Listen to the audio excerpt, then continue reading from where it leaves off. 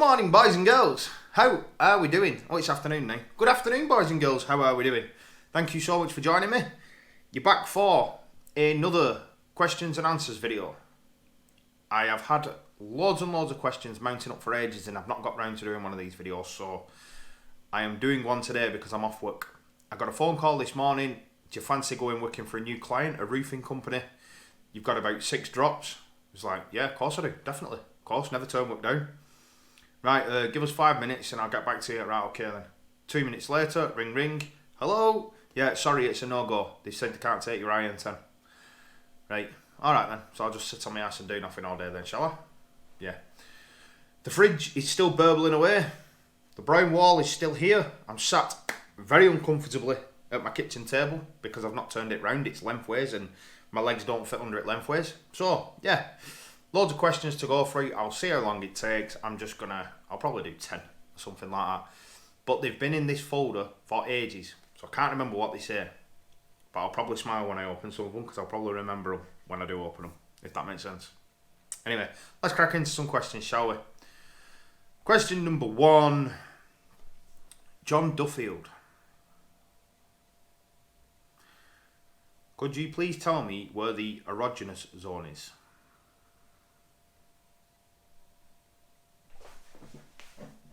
Here. And here. I think. If you are unsure, get this. The finger of power. And push it in places. Anyway, push it places. And see what reaction you get. If you get a punch, don't go there again. If you get a keep going there. Do you think Spurs should play with 2 wing halves pushing forward or use their wing backs to activate the attack? I think they should use wing backs to activate the attack because wing halves, well, you want a full one, don't you? You don't want half a wing. So crack on with the wing backs. Explain the benefits and negatives of a no-deal Brexit. No. And finally, if flammable and inflammable are the same thing, why have 2 words for them? It doesn't. It's just one word. It is flammable and the other one word is inflammable. They both mean the same thing. Coys. C-O-Y-S. Come on, you smell. Thanks for that, John. Very interesting. Number 2. Wow. I work for any store bar. The days there are as long as you make them. When you need the money, you drag it out. But most of the days are achievable in 11 hours. Also, you never have to lift a thing because everything is either forklift or the people do it. You just get in your bed and wait until light turns green. Okay? I can really see from your blogs how different class 2 work is compared. If I start at 4 in the morning, most times I'm finished by 1 or 2. Trunking isn't always the same location. I went to Magga from Stoke yesterday, but that took you more than 11 hours. Good grief. I wish I could go to Magga. If only. Day before I went to London. Wow. Every day is something entirely different. Also, I'm home every night. Some days I can go in and be told I'm on containers, work changes all the time. What's the longest distance you have travelled in a truck? Mine is Stoke to Felixstowe to pick up a container and bring it back. I've been there about 20 times. Long journey. Longest I've travelled in a day is from Wigan to Northumberland to Sunderland T-Sport in Middlesbrough. From Wigan to Northumberland, down to Sunderland, through Stockton-on-Tees to T-Sport in Middlesbrough and back. I'm sure it was just over 1,000 kilometres. That's not possible, is it? Oh, I can't remember. It took me like 9 hours and 58 minutes of driving though. It was a bloody long way, a really long way. That's the farthest I've gone in a day. Martin's trucking videos. My question would be, would you work with Maxi, either as class 2 or in the future when you pass class 1? Yeah, probably. Yeah. I'm not really fussed, mate. I'll work for anyone. I'm not a fussy person. If I get offered work, I'd take it. If I didn't like it, I'd leave and find something else. Quite frankly. Charlie on. Didi, it is good to watch your progress. I am beginning myself. Question. Given your wish to drive, did you ever consider joining the fire brigade or the police? Yes, I did want to join the fire brigade. I got refused because I've got asthma, or I had asthma. So back when I was a little nipper, that's what I wanted to do. I wanted to be a fireman, I suppose. I went through a few phases when I was younger of what I wanted to be. It's always been at the back of my mind, HGV driving, but I've always known that it's not the best money in the world. It is my passion, it's what I've always wanted to do, and I'm really glad I'm doing it. But when I was just about to leave primary school, I think it was, the fire brigade come into the primary school trying to encourage people to want to be firemen or firewomen when they get up, when they grow up, sorry. And it was something I said that I wanted to do. And then I wanted to be a reptilian biologist, and that's what I went to college studying to be a reptilian biologist. But I got told by a professional that I only had about a 5% chance of actually getting a job in the field that I wanted a job in. So literally the very next day I left college, I walked straight out and walked into McDonald's and started flipping burgers, and that was when I was 17 or 18, I think. So that's how I started in my roller coaster of 100 different jobs that I've done. So yeah, that's that. Police? No, not really. No, not really. Not into that, no. Peter Crooks. Didi, I've commented on your vlogs a few times now and watched your vlogs pretty much from the start of your HTV journey. And one thing I did notice while working for the agencies, you seem to be driving a lot of vans and 7.5 tonners. I just wonder if this may affect you being able to move on to a company and they ask if you have 2 years experience. From my experience is from the day you got your license, your class 2 printed on the back. There was a lad that started work at Sugar, I can't remember where it when I very first started driving class 2s, and he'd had his license for 12 months and not used it, and he got accepted for a job straight away where you needed 12 months experience. I'm sure it was Domino's, driving 26 tonners or 18 tonners or whatever they are. I'm sure it was there, and just because he's had his license for 12 months, that was classed as having 12 months experience when he hadn't got no experience. And I do believe, I think I got told that he did actually crash on his first or second day, which obviously isn't good, but they should actually be looking into whether you do have experience or whether you don't. But yeah, that's, from what I've gathered, that's how that works. One question I'd like to put to you is, although doing agency work you get variety, would you prefer to work for a company employed if it meant you could get a solid 5 or 6 days a week work instead of doing a few days here and there, and knowing that each week you definitely have work and not having to worry about earning enough in 1 week to pay the bills? Yeah, that definitely is an upside of being employed. Having, the regular work, the regular income and everything. But my problem is variety. I need to have variety. It's like everyone keeps saying, once you get your own truck it'll be amazing, you'll be able to put your stamp on it and all that, but I'd get bored really quickly. I like trying different trucks out. Even if the DAF LS, just getting into a different DAF is good for me. I like the variety. I like meeting new people. I like multi-dropping in places I've never been before. I had my kids this weekend and they were asking me all the places I've been to, and like, for example, all the football stadiums I've seen. In one day I passed Crewe Alexander, Walsall, Aston Villa, Stoke and Birmingham FC, all in one day, and took pictures of them all and showed my kids. I just love going to different places. I don't like going to the same place every day. Trunking, I'd probably only be able to do it for a week or two before it started driving me around the twist. But I would, it'd be nice to get up the confidence in a class 1 to do some sort of multi-drop work and just potter around all over the show and just do different things here, there and everywhere. I'd like to pick trailers up from everywhere and take trailers to somewhere else and that kind of stuff. I mean, going to Southampton docks every day to pick up containers, just that'd do me head in. But that's driving, I suppose, isn't it? That's why I like agency work, and I suppose that's why a lot of people like agency work. From what I've been told, a lot of people do agency work because, one, they like the freedom of when they can work, You know, if you want a day off, you just say I'm having a day off, and they don't mind. You know, they're not bothered. And secondly, it's the variety. It's all the different customers, all the different trucks, all the different people. You know, different transport managers and whatnot. And that's the interesting thing for me, and that's what keeps me motivated. That's what I enjoy, and plus it's good variety for vlogging. You know, I don't want to record the same truck every day, going to the same place every day, and just trying to make up stupid things to make things seem a little bit funnier. But yeah, that's my answer to that one. I would like it for the money, but for anything else, I could take it or leave it. But I might end up doing it soon anyway because of this IR35 that's coming in. I might end up being forced to go fully employed, which, whatever, if it happens, done it.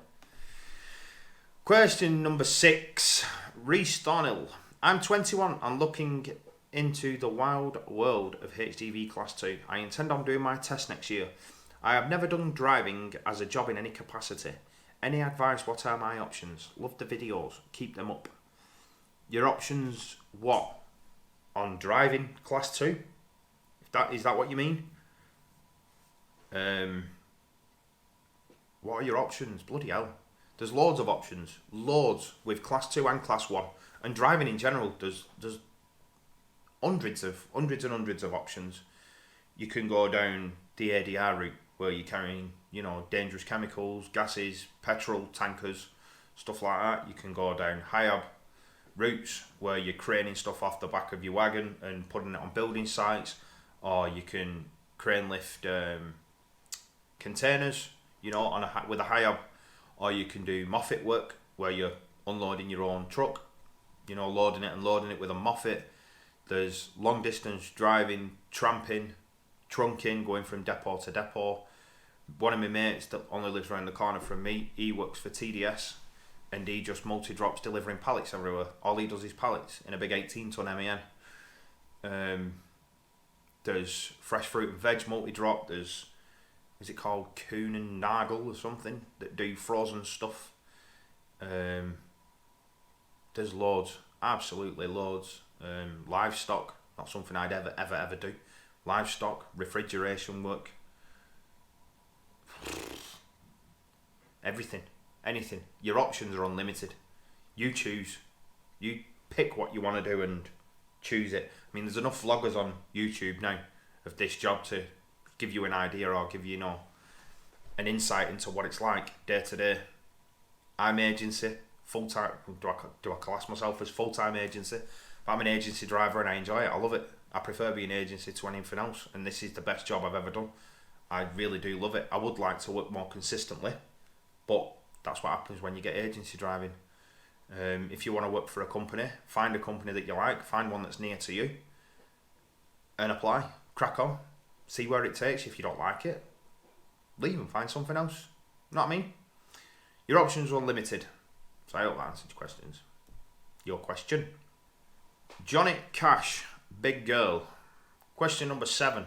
What's your opinion for European drivers who work for UK companies? Personally, I ain't got a problem. Not a problem at all. My experience of working with European drivers, Polish, Czech Republics, even Romanians, is they graft their absolute asses off. Every Polish bloke that I've worked with, or Czech Republic bloke that I've worked with, has grafted something chronic. At the fruit and veg place, there's a couple of Polish lads there. They literally walk into the transport office, get the box and go, and that's it. Whereas all the English lads stand there shouting and cussing and how many pallets have I got on, how many drops have I got to do, why have I got to drive up to here, why have I got to go there, why have I got to do this, I can't do that, I can't manage this, I can't manage that. And the Polish lads just come in and get it and go. That's my experience with them. When I worked at Bidvest, I got on better with the Polish lads than I did with the English lads. And the Polish lads at Bidvest used to work 12, 13, 14 hour nights. They used to just come in, get on with the work and then go home. And at the end of the day, if they're harder workers than us English lads, then why not hire them? It's common sense really, innit? And obviously if there's anything illegal going on, I don't support on being underpaid or anything like that. But if they're going to come in and do the exact same job as an English person, get paid the same wage, but work twice as hard and mourn twice as less, then I don't see any harm in them, to be honest. As long as they're fully competent, fully trained, they're not a danger to anyone, then yeah, I don't mind whether you're English, Romanian, Scouse, anything. Jump behind a wheel and drive. If you're going to drive. If you're good at your job, crack on. Hope that answered that. Question number 8, Chris B. Hi Dee. So what do you get up to when you're not driving? Are you an assassin for MI6? Haha. Apart from other truckers on YouTube, who else do you watch? And no, porn doesn't count, as that's expected of all truck drivers. Don't be so rude. What do I get up to when I'm not driving? As you know, I've got a very active mind. I like my mind being active. So I will try and do anything and everything. I tried fishing, rollerblading.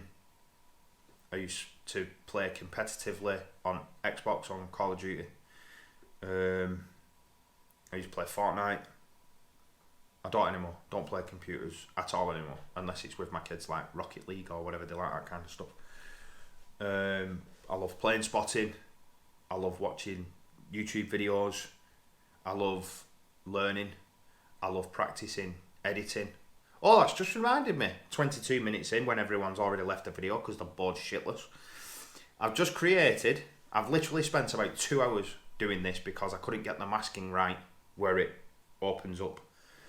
I've designed myself an Instagram logo and it's going to be here. Tell me what you think.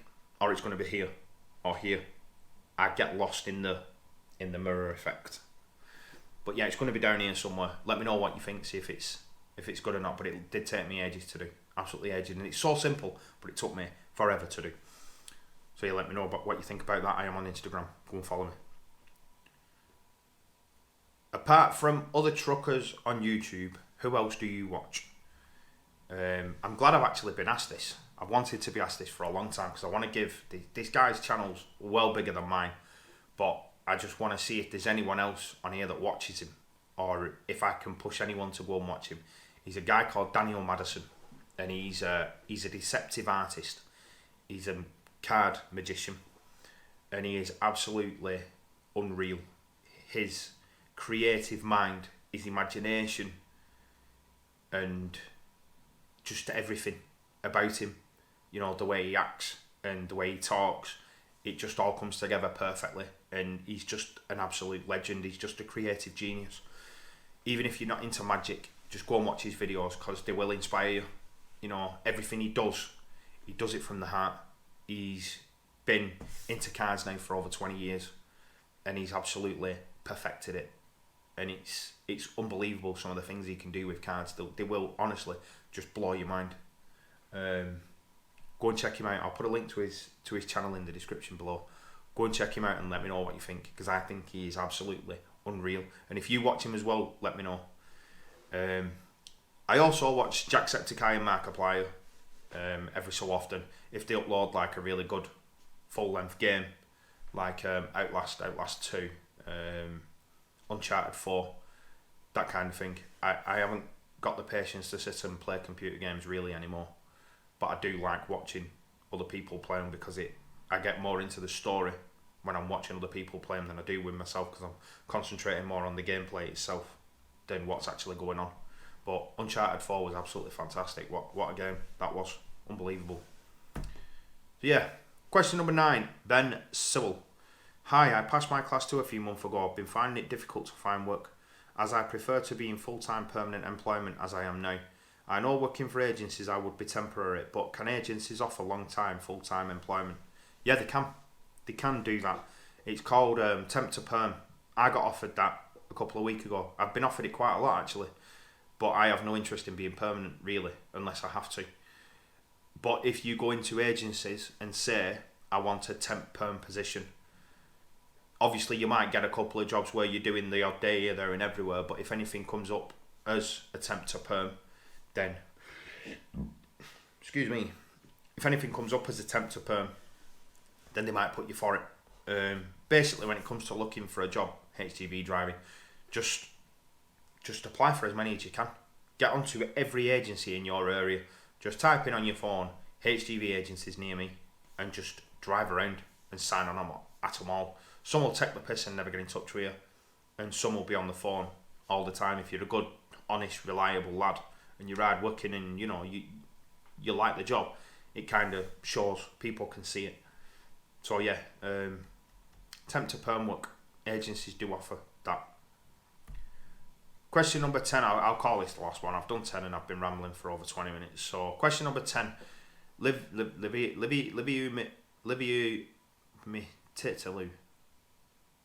Hi, how can you keep an accurate record of driving hours, because the new tachographs, it's changing automatically from driving to other work. I am a beginner.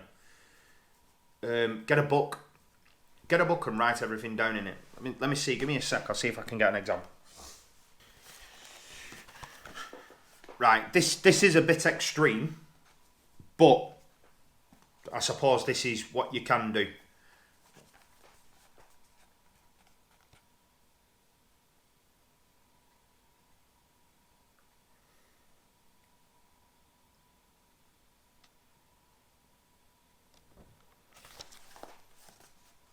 Something similar to that. So I wrote down the date, the reg of the vehicle, the starting mileage, the time I put my card in, what time I left the yard, how long I drove for, what time I had my break to the exact minute, how much fuel I put in, what was the mileage at the fuel, what time it was, what time I got to my first drop, how many miles I'd driven, at what time I left my drop, what time I was at drop 2, what time my tacho card was on when I got there, etc, etc.